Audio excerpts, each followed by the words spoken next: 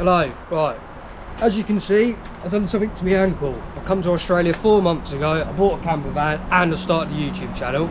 These are the things I think you should know. If you're thinking about applying for Australia, do it, you won't regret it. And I'm just gonna try and clear some things up that I wish I knew or that you might not know. Because we'll see how it goes. This isn't the content that I usually make, so I'm probably gonna go on a bit of a random one and start talking loads of rubbish that doesn't really make sense, and I'll be like, here's number 1, 2. Anyway, point number 1, first step, apply for your visa. Obviously, easy. If I can do it, you can do it. It doesn't take long, takes 10 minutes. Straightforward, they don't ask you too many questions. I wasn't asked to prove any sort of funding that I had. I wasn't asked to do a police check. It was all really straightforward. My visa come within a couple of days. Once you get your visa, you have a year to use it, and it starts once you enter Australia. So I applied for mine in April and I left it a whole year, and I left it till like the last day or 2 days, and then I entered Australia and it started.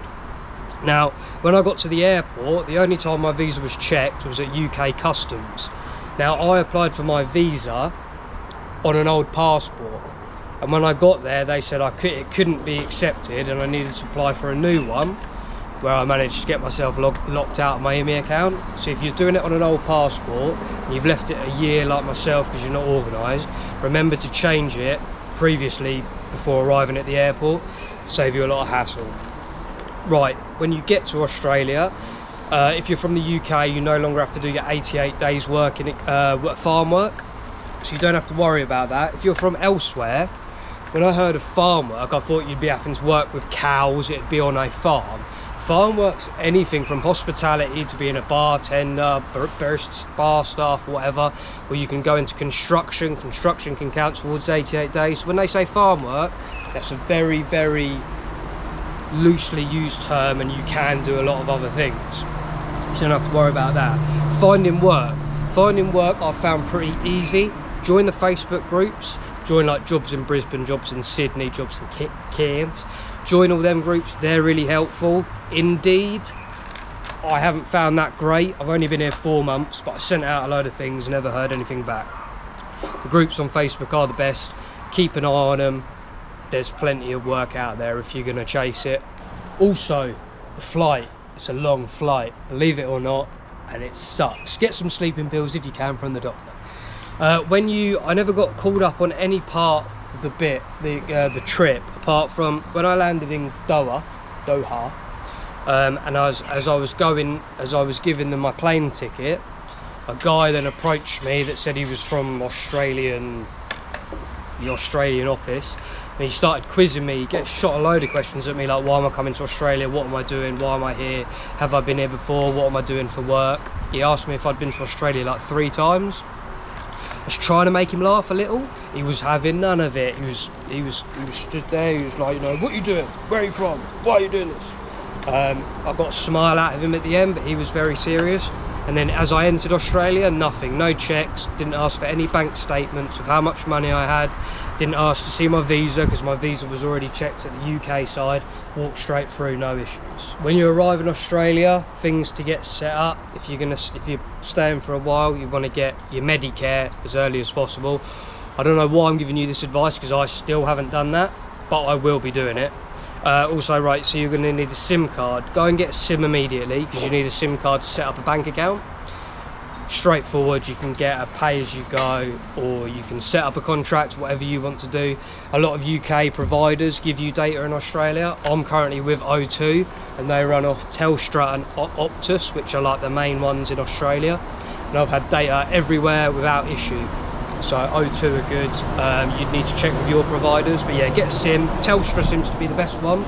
Get one of them, then go to the bank, set up your bank account, and then go on their Gov app, MyGov or Gov, and just put in all your details. Really straightforward. Normally I'm not too great with filling in forms and I don't want to do it and I leave it till last minute.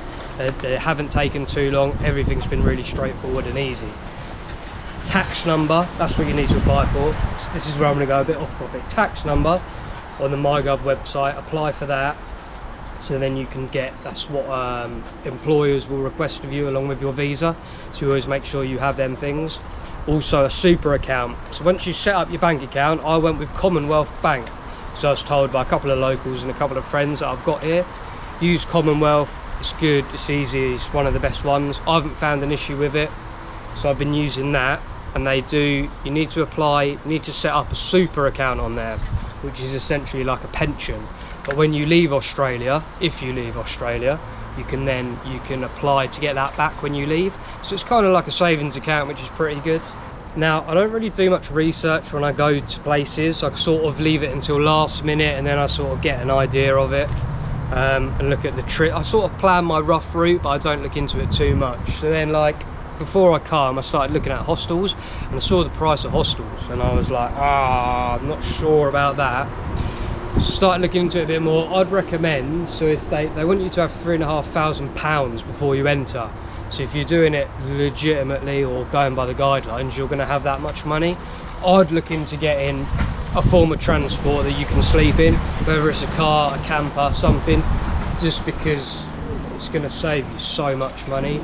And also you're going to be able to see places that people on the buses, the Greyhound bus is what you'll be using if you don't get a mode of transport, which I've heard good things, but it's not going to get you to everywhere where you want to go, and you're not going to have the freedom. So I'd really recommend buying something you can sleep in, or even just a car, and then you can get a tent. There's plenty of free campsites around.